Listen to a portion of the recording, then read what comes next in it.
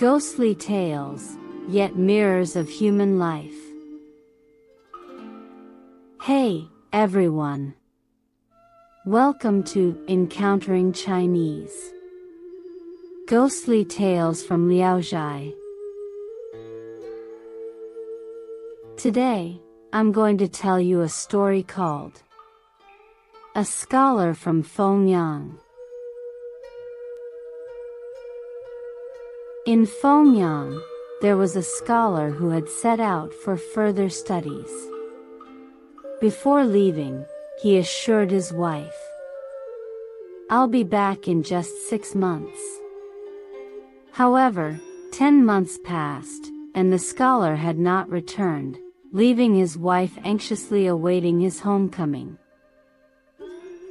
One night, as the scholar's wife lay in bed, she gazed at the moonlight dancing outside her window. Her thoughts and worries overwhelmed her. She tossed and turned, unable to sleep. Suddenly, she saw a beautiful woman enter through the curtains. The woman had a pearl flower adorning her hair and was draped in a vibrant red shawl. She smiled and asked the scholar's wife, "Sister, do you no longer wish to see your husband?" The scholar's wife quickly got up and replied with great earnestness. The beautiful woman invited her to join in the search for the scholar. Worried about the long journey, the scholar's wife hesitated. The beautiful woman reassured her, telling her not to worry. She took the scholar's wife's hand, and they stepped out into the moonlit night. After about 100 meters, the scholar's wife realized that the beautiful woman was walking much faster, and she struggled to keep up. She asked the woman to wait while she returned home to change into more comfortable shoes. The beautiful woman helped her sit by the roadside and, taking off her own shoes, offered them to the scholar's wife. The scholar's wife was delighted to find that they fit perfectly. After changing her shoes, they stood up and continued their journey. With the new shoes, the scholar's wife was now able to walk swiftly. After some time, the scholar's wife spotted the scholar riding a white mule coming towards her. Astonished, the scholar quickly dismounted and approached his wife, asking, "Where are you going?" She replied, "I was just on my way to visit you." The scholar, noticing the presence of the beautiful woman beside his wife, inquired about her identity. However, before his wife could answer, the beautiful woman giggled and said, "Please, no need for further questions. Your wife has been on a long and arduous journey, and you, sir, have been riding through the night. I imagine both you and your beast are exhausted. My home is not far from here. Why don't you come and rest for the night? You can continue your journey in the morning." The husband and wife followed the direction the beautiful woman pointed to and saw a village just a few steps away. The three of them proceeded to the village. Upon entering the courtyard, the beautiful woman woke up a maidservant who had already fallen asleep and asked her to attend to the guests. The beautiful woman then said to the scholar and his wife, "The moonlight is so bright tonight that there's no need to light any candles. Let's sit on the small stone platform and take a brief rest." The scholar tied his mule to a post near the house and sat down. The beautiful woman turned to the scholar's wife and said, "Your shoes don't seem very comfortable. and I'm sure you're tired from your journey. Now that you have a means of transportation, please return the shoes to me."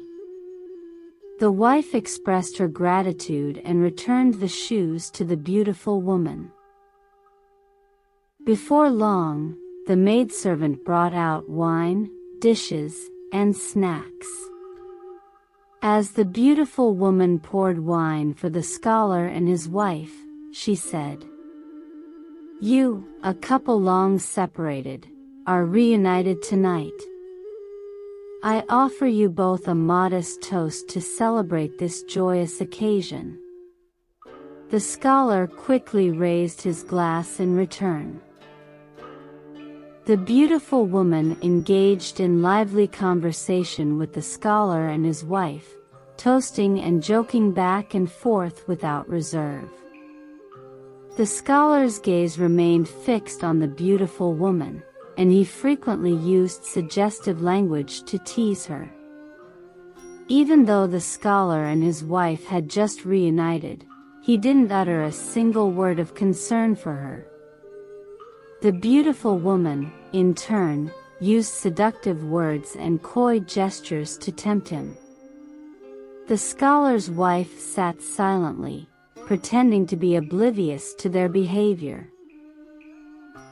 With time, both the beautiful woman and the scholar became progressively more inebriated, and their words became more intimate. The beautiful woman brought out a large wine glass, encouraging the scholar to drink more.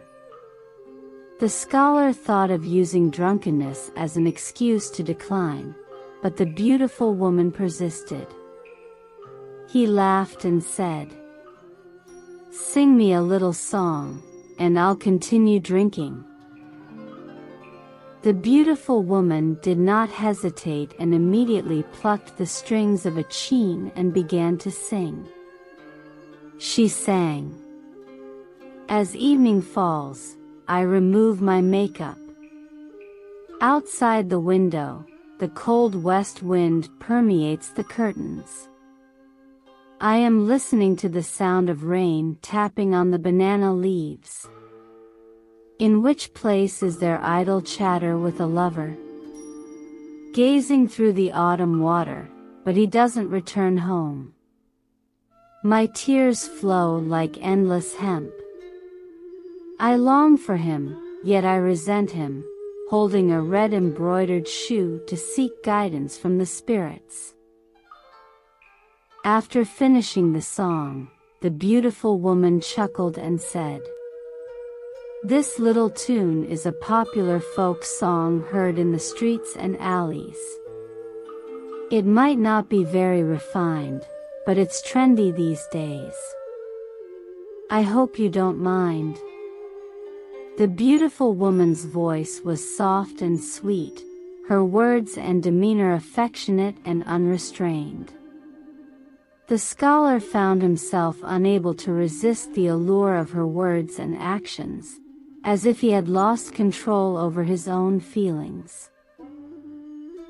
After a while, the beautiful woman pretended to be drunk and left her seat. The scholar stood up and followed her outside. They didn't return for a long time. The maidservant, utterly exhausted, fell asleep in the hallway. The scholar's wife, sitting alone, couldn't bear the loneliness of waiting for her husband any longer. Filled with resentment, she considered sneaking back home, but the night was pitch black, and she couldn't remember the way. She felt restless and panicked, not knowing what to do. She decided to get up and check on them.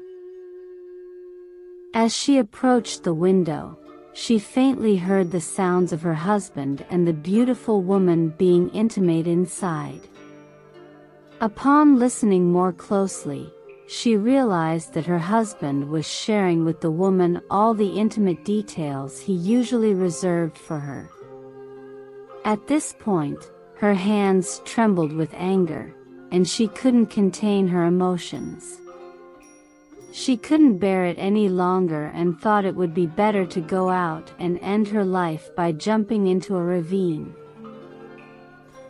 Filled with anger and resentment, she had only gone a short distance when she suddenly saw her younger brother, Sanlang, riding towards her on a horse.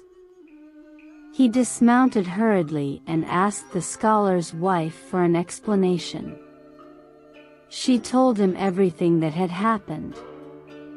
Sanlang was furious and immediately followed his sister back to the beautiful woman's house.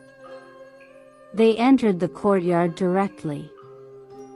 The bedroom door was tightly closed, and they could hear the two people inside whispering quietly. Sanlang, consumed by anger, picked up a massive stone and hurled it at the window lattice, breaking several bars at once. Suddenly, they heard a woman inside the room scream, "My lover's head is broken. What should I do?"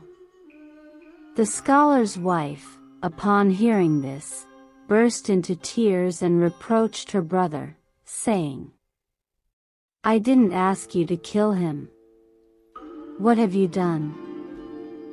Sanlang, with wide eyes, retorted, "You kept crying and begging me to come. I was just venting my anger, and now you're defending him. I can't stand being scolded by my own sister like this." With that, he turned and tried to leave. The scholar's wife held on to his clothing, saying, "If you don't take me with you, what will I do?" Ignoring her pleas, Sanlang pushed her to the ground, mounted his horse, and rode away. The scholar's wife, in distress, suddenly woke up, only then realizing that it had all been a dream.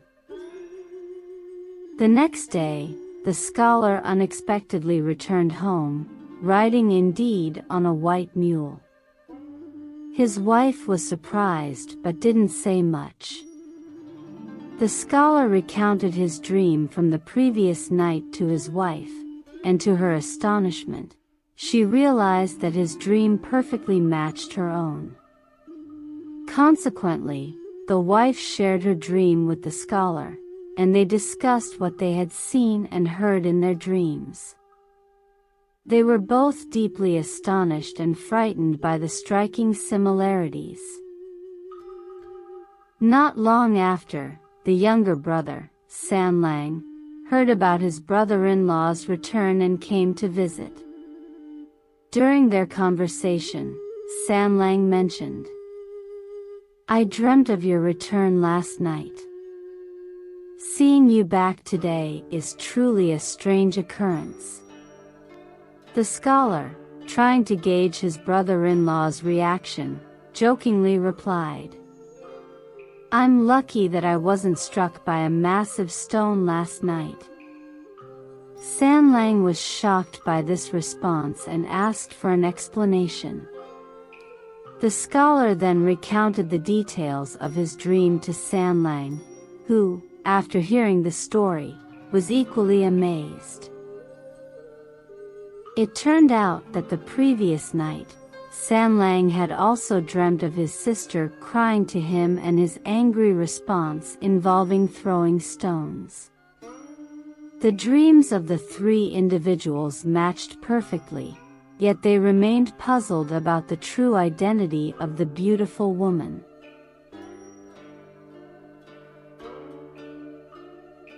Alright. That's all for today's ghostly tale. A Scholar from Fengyang. If you enjoyed it, please give it a thumbs up and subscribe. Please also encourage everyone to comment and share more. We'll see you in the next episode.